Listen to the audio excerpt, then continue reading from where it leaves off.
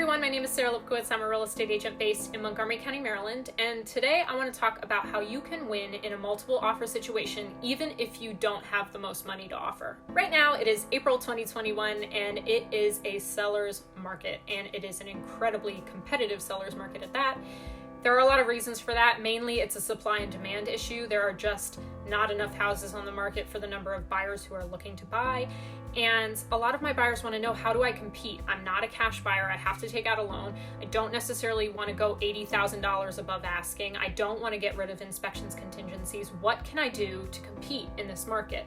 And there are a number of things that I have done with my buyers to craft offers that are appealing to both the buyer and the seller and have helped us work around the fact that we may not have the most money. So the first thing I do when I have a buyer who wants to write an offer on a property is I call the listing agent and I try to figure out what the seller's motivations are.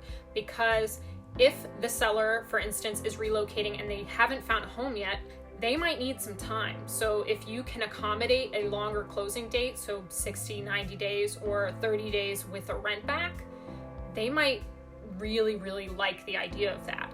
But if they've already bought another house, then you're looking at a seller who has 2 payments to make, and they're not going to want to do that for very long. So they're going to want a shorter closing date.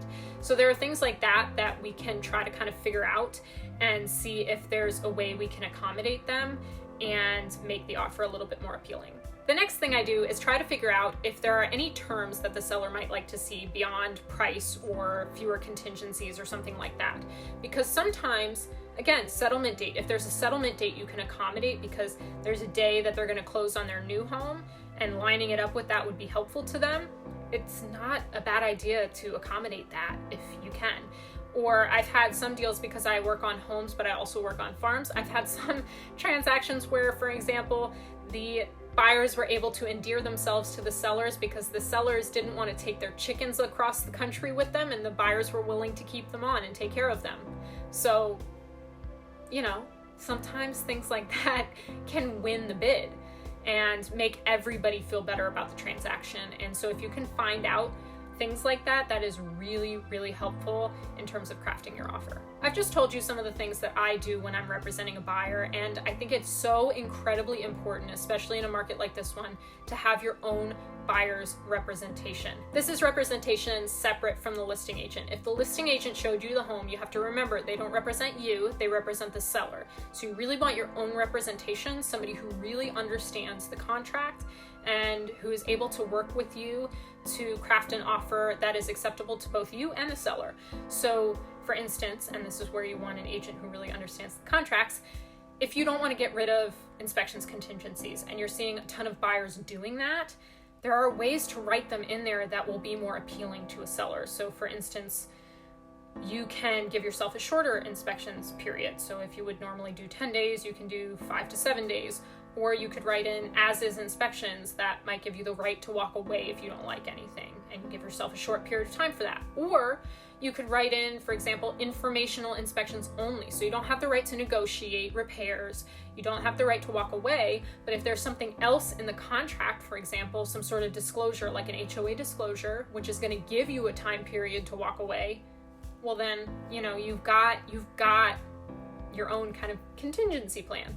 So that's where it's really important to have representation and somebody who really understands the ins and outs of the contract and can help you get creative in that regard. Hang in there, everybody. As somebody who is also shopping for a home, I totally understand how difficult this market is for buyers, and you also just sometimes have to understand that there are things you're not going to be able to overcome. For example, I wrote an offer on a house for myself this last weekend, and I found out that I actually did have the strongest offer, even though I didn't go that far above asking price.